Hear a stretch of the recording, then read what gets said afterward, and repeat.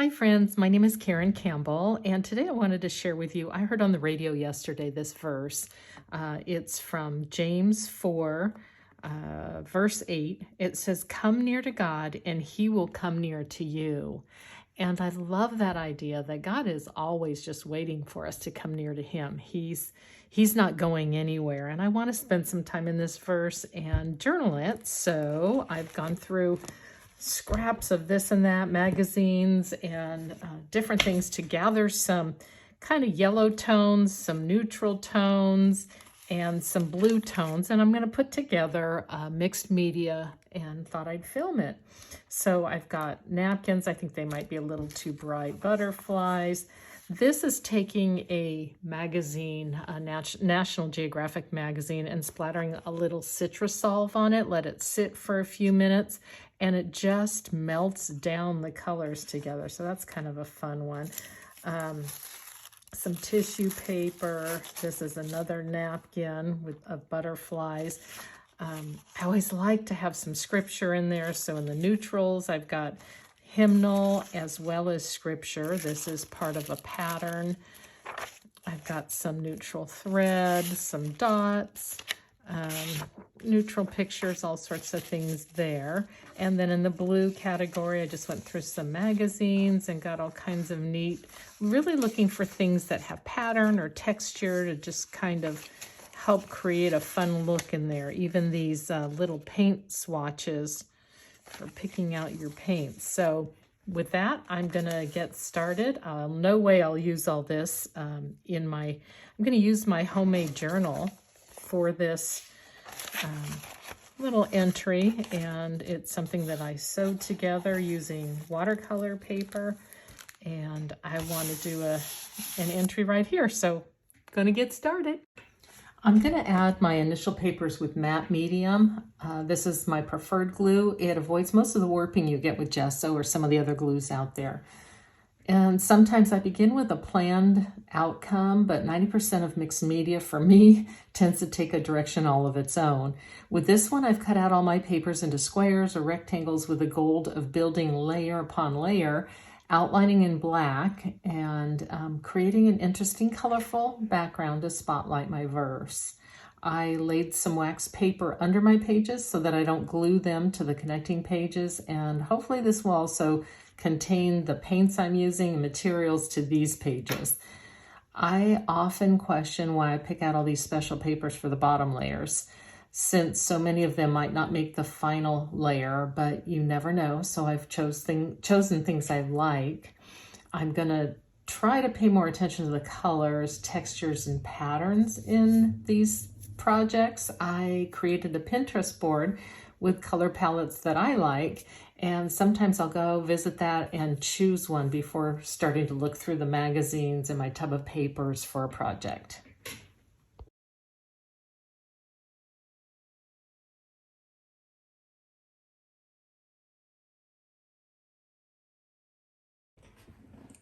I'm usually not concerned with layout at this point. Much of this first layer just works to create a background that may be painted over or completely obscured by the next layer.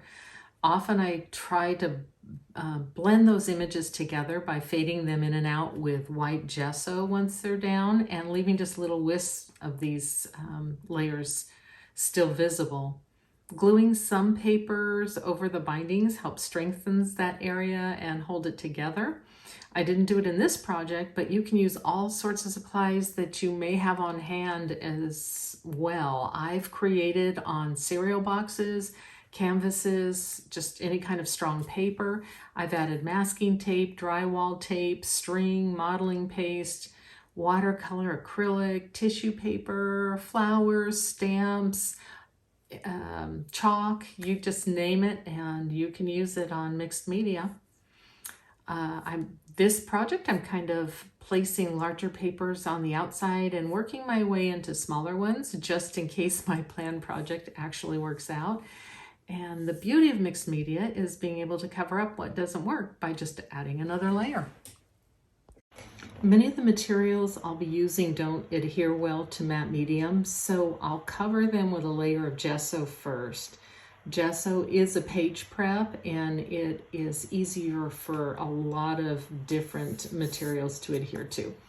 I'm using white gesso in this case to mute some areas, which creates more interest and makes the viewer take a closer look in some areas to see what's hiding underneath. It can also help direct more focus where you want it to go.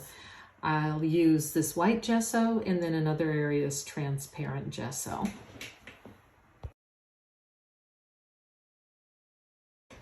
I can thin out the gesso with a little water if I don't want as much coverage in areas, and then leave it full strength if I want to completely obscure something or really fade it out.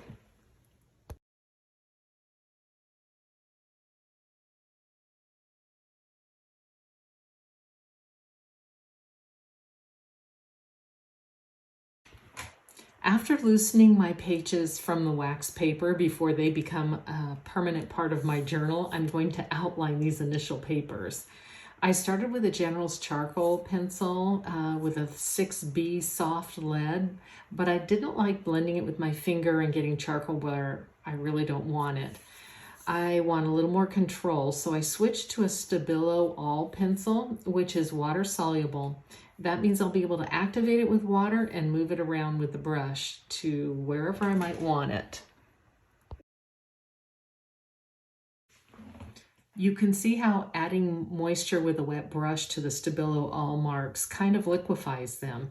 If I spread them too far, I can dab it up real quickly, or I can clean my brush and move it back, the paint or the lead, closer to where I want it.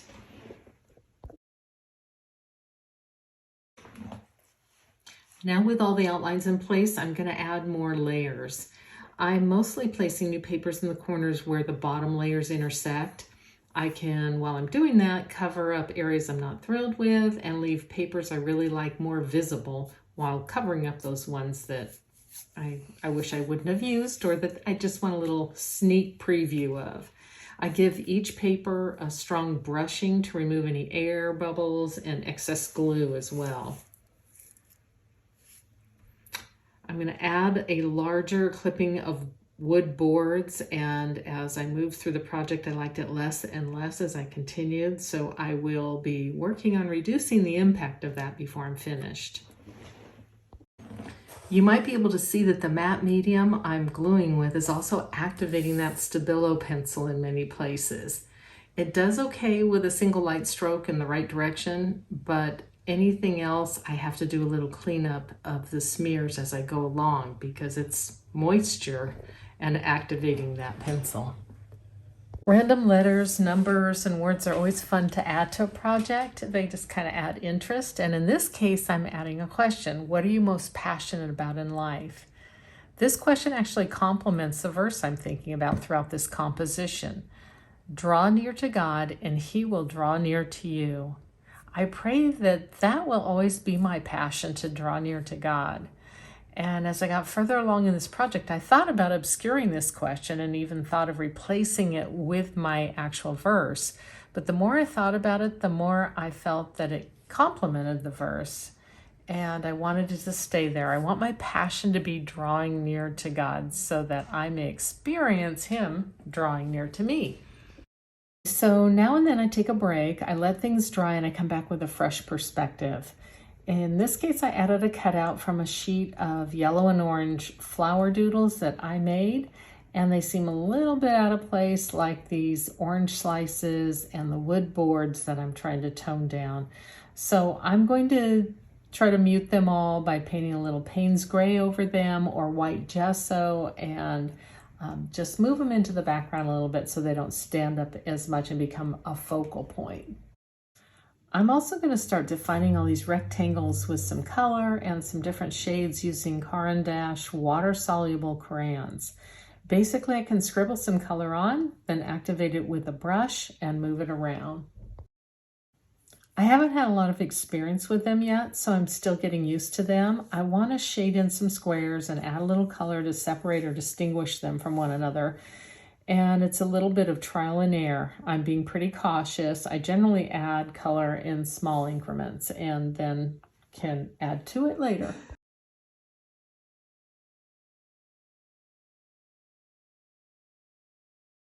I'm also going for the watercolor since it's what I'm more familiar with. But did you notice that I'm trying to do all this over matte medium without first adding a layer of gesso? It's a good example of how these mediums end up kind of sitting on top of the page without soaking in or adhering.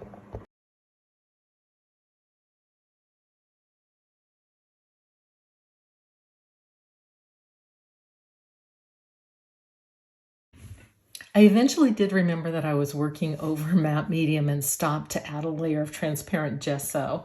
I let that dry completely before adding bits of color and shading in the different squares, and used some white gesso even to tone down those orange slices.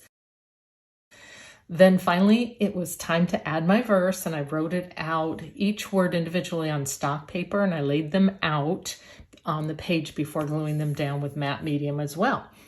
I outlined the words with charcoal, and actually came back and did them again with that Stabilo All pencil because I wanted a little more there. And I used a fat Stabilo Woody to scribble a black border around the entire page. For some reason, I used my wet finger instead of a brush to activate it and spread it all around. And after I quit filming, I decided it needs some white sprinkles.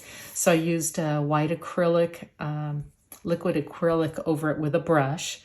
And here's my final entry, a reminder that God is always waiting for me to draw near. All I have to do is make a move in his direction, reach out to him in some way, pursue him, and he draws near to me. So there you go, my latest entry in my homemade journal. Thanks for watching. God bless you.